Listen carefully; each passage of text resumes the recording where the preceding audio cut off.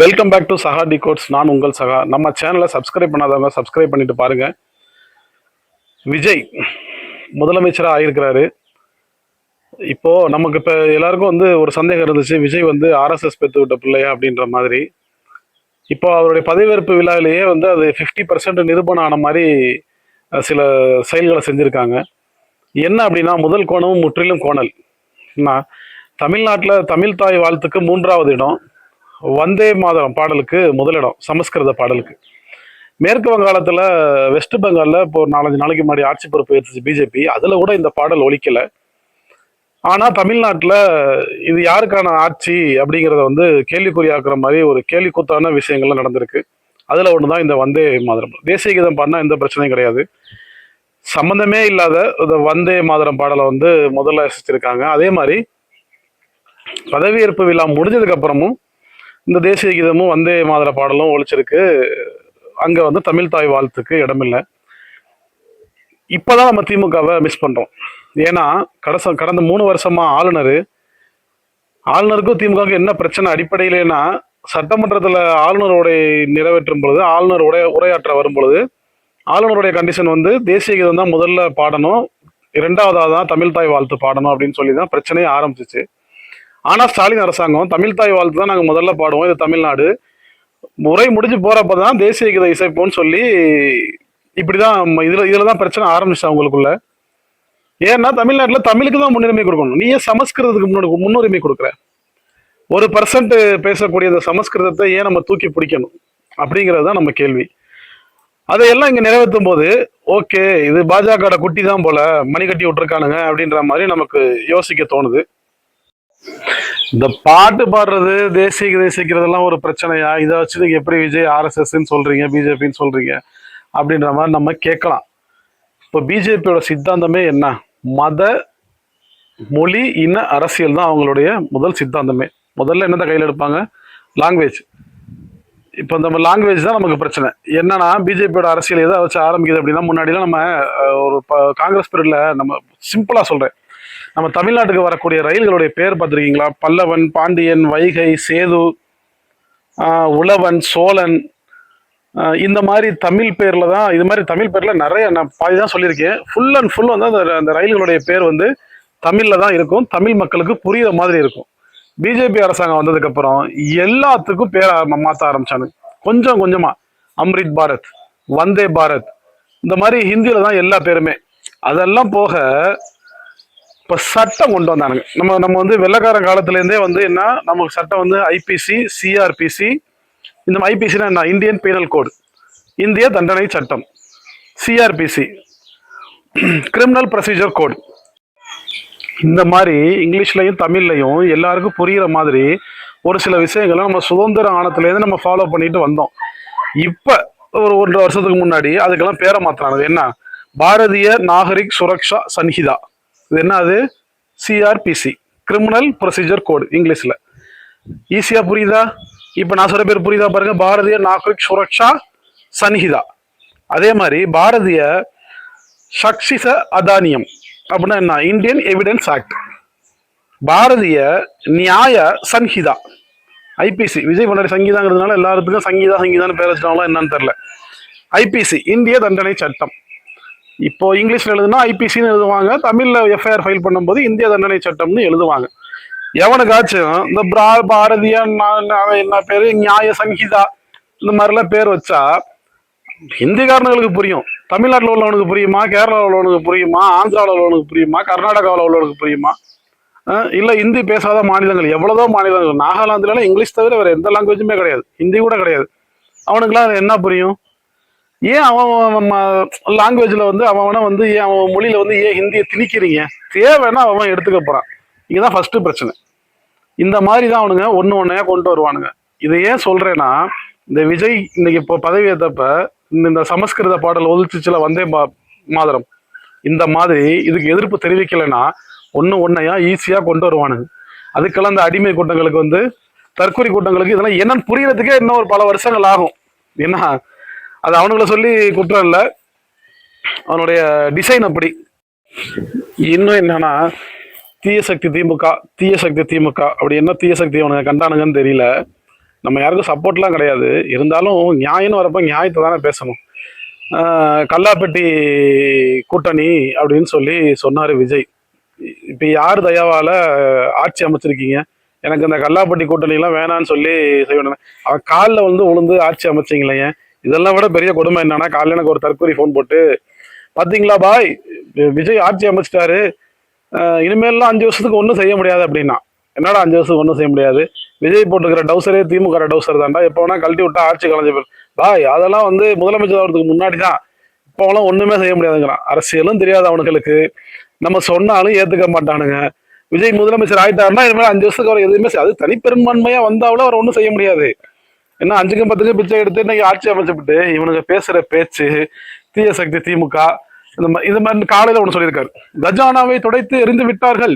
ஏன்னா கஜானாவை வந்து ஸ்டாலின் வந்து அழகா எப்படி பெருந்தன்மையா இவனுங்களை மாதிரி சும்மா கத்துனா இவனுக்கு சரின்ற மாதிரி சொல்லுவாங்களா, சத்தமா போய் சொன்னா உண்மையாயிரும், அந்த மாதிரி இவங்க கத்தி சொன்னா எல்லாம் உண்மையாயிருன்ற மாதிரி இவங்களுக்கு ஒரு நினைப்புன்னு நினைக்கிறேன். இவனுங்களை மாதிரியே தற்கொலையா மக்களை, தமிழ்நாட்டு மக்களையும் நினைச்சுக்கிட்டானுங்க. நம்ம ஆட்சிக்கு வந்துட்டோம், நம்ம இனிமேல் நம்ம என்ன சொன்னாலும் கேட்பாங்க அப்படின்ற மாதிரி இவனுங்க நினைச்சுக்கிட்டானுங்க போல. இப்ப ஸ்டாலின் சொல்லியிருக்காரு, எப்பா தம்பி, நான் தான் வந்து போன ஏப்ரல் பிப்ரவரி மாசமே சொல்லிட்டேனப்பா 10 லட்சம் கோடி கடன் இருக்குன்னு சொல்லிட்டு. உனக்கு மட்டும் இல்ல, இது தமிழ்நாட்டு மக்களுக்கே எல்லாத்துக்கும் தெரியும். ரெண்டாவது, இந்த கடன்லாம் வந்து விதிகளுக்கு உட்பட்டு தான் நம்ம வாங்கியிருக்கிறோம். இப்ப நம்ம சும்மா ஒருத்தன்ட்ட போயிட்டு ஒரு 500 ரூபா கடன் கேட்டாலே இவன் திருப்பி தருவானா அப்படின்னு நம்ம சொந்தக்காரனே யோசிப்பான். ஒரு பேங்குக்கு போறோம், ஒரு 2 லட்சம் ரூபா கடன் கேட்கறோம், என்ன சோர்ஸ் இருக்கு திருப்பி தரத்துக்கு அப்படின்னு கேட்பான். கொஞ்சம் மேல போறோம், எனக்கு ஒரு 5 கோடி ரூபா கடன் இருக்கு, கடன் வேணும்னு கேட்கறோம், எப்படி கட்டுவ, என்ன சொத்து வச்சிருக்க காட்டு, இதெல்லாம் கேட்பானுங்க. சும்மா எப்படி ஒரு கவர்மெண்ட்டுக்கு, அதாவது தமிழ்நாடு கவர்மெண்ட் கொரோனா இந்த டைம்ல வந்து அவங்க ஆட்சியை கைப்பற்றி வரும்போது 4.5 கோடி ரூபா 5 லட்சம் கோடி ரூபா கடன் இருந்துச்சு. அதுக்கப்புறம் அதான் ஸ்டாலின் சொல்லியிருக்காரு, கொரோனா, வெள்ளம், மத்திய அரசு இந்த பிஎம்சி நிதி, ஜிஎஸ்டி நிலுவை பாக்கி தொகை அதுவே ஒரு வந்து 3000 கோடி, பிஎம்சியில வந்து ஒரு 2500 கோடி, 2500 கோடி, இதெல்லாம் என்ன அவனுங்க நமக்கு மத்திய அரசு திருப்பி தரல. இதனாலதான் நாங்கள் கடன் வாங்க வேண்டிய சூழ்நிலை ஏற்பட்டுச்சு. அதெல்லாமே விதிகளுக்கு உட்பட்டு தான் வாங்கியிருக்கோம். ஜிடிபி, அதாவது ஒரு கவர்மெண்ட் ஒரு மாநிலம் கடன் வாங்கினுச்சு அப்படின்னா அந்த கடன் அவங்களால திருப்பி கட்ட முடியுமா, அதுக்கான சோர்ஸ் இருக்கா, அவங்களோட வளர்ச்சி இருக்கா அப்படின்றத பார்த்து தான் 23 to 26% வளர்ச்சி தமிழ்நாட்டில் இருக்குன்றதெல்லாம் ஏத்துக்கிட்டு தான் கடன் கொடுத்துருக்காங்க. நீ பாட்டுக்கு சும்மா வந்து காலையிலேயே வந்து நின்றுக்கிட்டு இப்போ ஏதோ நம்ம முதலமைச்சராக பதவி ஏற்றுட்டோம், ஏதாவது வைப்பா, அதாவது நம்ம நண்பாகளுக்கு நண்பிகளுக்கு ஏதாவது பேசணுன்ற கதையில வந்து மொத்தமாக தொலை தெரிந்து விட்டார்கள், வழி தெரிந்து விட்டார்கள்லாம் நம்மெல்லாம் பேச முடியாது. எங்கள் முட்டாள்லாம் கிடையாது எவனும் உங்களை மாதிரிலாம். நீ இப்போ கொடுக்குற ஒன்றுக்கும் பின்னாடியே உனக்கு பதில் வரும். பொய்யெல்லாம் சொல்லிடலாம், சினிமாவில் போகிற மாதிரி அப்படியே சொல்லிட்டுலாம் போக முடியாது தம்பி, இது அரசியல். ஏன்னா உன்னை விட பழுத்த பழம்லாம் அங்கே இருக்கானுங்க. நீ வந்து அப்படிலாம் கையை காட்டிட்டுலாம் போக முடியாது. வீட்டில் குட்டி குஞ்சானுங்க ஓட்டி போட்டானுங்க பாரு சொல்லி சொல்லி, அந்த மாதிரிலாம் இனிமேல் இங்கே பண்ண முடியாது. உன்னைய உட்கார வச்சிருக்கிறதுக்கு வச்சது நாங்கள் யாருன்னு காட்டுறதுக்காக தான் உட்காரவே வச்சிருக்காங்க டிஎம்கே கவர்மெண்ட். அதனால நீ வந்து இந்த பிப்ரவரி மாசமே இதில் நம்ம நிதிநிலை அறிக்கையிலேயே வந்து சொல்லிட்டாங்க 10 லட்சம் கோடி கடன் இருக்குன்னு. ஏன் அப்போலாம் கோமா ஸ்டேஜில் இருந்தீங்களா? கடன் இருக்குன்னு தெரியாதா? அந்த அறிக்கையெல்லாம் வந்து இது மாதிரி ஏற்கனவே தமிழக அரசு வந்து இவ்வளவு கடன்ல இருக்கு, அடுத்து நம்ம ஆட்சிக்கு வந்தா இதெல்லாம் நம்மளால செய்ய முடியாது, நம்ம கடனை தான் இருக்கிற பிரச்சனை தான் சரி பண்ணணும் அப்படி சொல்ல வேண்டியதானே. 2500 ஓவா சிலிண்டரு, மக்களுக்கு பஸ் ஃப்ரீ, கார் ஃப்ரீ, இதெல்லாம் சொன்னீங்க. ஏன் அப்போலாம் எங்க போயிருந்தீங்க? கோமா ஸ்டேஜ்ல இருந்தீங்களா? எல்லாருக்கும் தெரியும்ல 10 லட்சம் கோடி கடன் இருக்குன்னு. உனக்கு ஓட்டு போட்டதே நிறைய பேர் தற்கொலை வந்து இந்த மாதிரி கடுமையா கடன் வாங்கிருச்சு, கவர்மெண்ட் கடுமையா கடன் வாங்கிருச்சுன்னு சொல்லி தான் ஓட்டு போட்டானுங்க. அது ஏன் கடன் வாங்கினாங்க? மத்திய அரசு ஏன் ஒத்துழைக்கல? நம்ம அதாவது மானமா, தமிழ்நாட்டோட மானமா, தமிழ்நாட்டை அடகு வைக்கணுமா இவங்க கிட்ட காசுக்காக அப்படின்றது தான். ஒரு காலமும் நாங்கள் தமிழ்நாட்டை அடகு வைக்க மாட்டோம், கடன் வாங்கி கூட நாங்கள் வந்து பொழப்ப நடத்திக்கிறோம், இவனுங்க காலில் போய் விழுவக்கூடாதுன்னு தன்மானத்தோட ஆட்சி பண்ணாங்க. அதனாலதான் இவ்வளவு கடன். இப்ப நீயுமே வந்து போய் ஒண்ணு அவங்க காலில் விழுவணும், மத்திய அரசு போயிட்டு அவங்க சொல்றதெல்லாம் கேட்கணும், கேட்டா தான் நிதி கிடைக்கும். ஏன்னா இல்லைன்னா நிதி வருவாயை உருவாக்குறதுக்கான வழி பண்ணணும். சும்மா மக்களை முட்டாளாக்காதீங்க, இவ்வளவு வாக்குறுதி கொடுத்துட்டு என்ன இப்ப எப்படியாவது கொஞ்சம் கொஞ்சமா அதெல்லாம் நிறைவேற்றுறதுக்கான வழியை பாருங்க. இல்லை அப்படின்னா அடுத்தடுத்த வரக்கூடிய காலகட்டங்கள் உங்களுக்கு வந்து ரொம்ப கடினமான காலமா இருக்கும். நீங்க சும்மா டைலாக் எல்லாம் பேசிட்டு போக முடியாது. ஏன்னா நம்ம வந்து லைவுக்கு வந்துட்டோம். இவ்வளவு நாள் வந்து நம்ம வந்து வேற இடத்துல இருந்தோம், இப்ப நம்ம வந்திருக்கிறது வேற இடம். நம்ம கத்தி மேல நடக்கணும் இனிமேல். அதனால யார் மேலேயும் பழி போட்டெல்லாம் இனிமேல் ஒன்றும் செய்ய முடியாது. ரொம்ப பழி போட்டீங்க அப்படின்னா உங்களுக்கு வந்து நீங்க செய்யற ஒன்னையுமே இனிமேல் ஸ்டாலினை நினைச்சு தான் செய்யணும். ஏன்னா உங்களுக்கு வந்து வாழ்க்கை கொடுத்துருக்கிறதே ஸ்டாலினோட அரசாங்கம் தான் வந்து உங்களுக்கு வாழ்க்கை கொடுத்துருக்கு. நீங்க எப்படி மக்களுக்கு உங்களை தேர்ந்தெடுத்திருக்காங்க, அதனால மக்கள் தேர்ந்தெடுத்த மக்களை நம்ம வந்து ஏமாத்திடக்கூடாது அப்படின்றதுக்காக ஸ்டாலின் அரசாங்கம் வந்து அவங்க ஜெயிச்ச 10 பேரை உங்களுக்கு கொடுத்து உங்களை காப்பாத்திருக்காங்க. இதுக்கு மேலே இந்த கதையெல்லாம் சொல்லிக்கிட்டு இருக்காம தயவு செய்து நல்ல மாதிரி ஆட்சி பண்ணி மக்கள் மனசுல இடம் பிடிக்கிறதுக்கு பாருங்க. குறையா சொல்லிக்கிட்டு இருந்தீங்கன்னா அடுத்து தேர்றது கஷ்டமாயிரும். லாஸ்டா ஒரு பாயிண்ட சொல்லிட்டு வீடியோ முடிச்சிடலான்னு இருக்கேன். காங்கிரஸ் வந்தா துரோகி, மற்றவங்க எல்லாம் வந்தா நல்லவங்களா, அவங்களுக்கு நல்ல சாயம் பூசப்படுதா அப்படின்னு சொல்லி கேட்டிருந்தீங்க. காங்கிரஸ் வந்த விதம் தான் தப்பு, வந்தது தப்புன்னு சொல்லலை. காங்கிரஸ் வந்த விதம் தான் தப்பு. என்னதான் இருந்தாலும் கூட்டணி கட்சிக்கு வந்து அவங்களால ஒரு 5 சீட்டு ஜெயிச்சிருக்கோம், உங்களுக்கு வந்து நன்றி சொல்லிட்டு நாங்கள் இந்த மாதிரி விஜய் ஆட்சி அமைக்க ஆள் இல்லாமல் இருக்காரு, நாங்கள் போறோம்னு சொல்லிட்டு ஒரு வார்த்தை சொல்லிட்டு போயிருந்திருக்கணும்.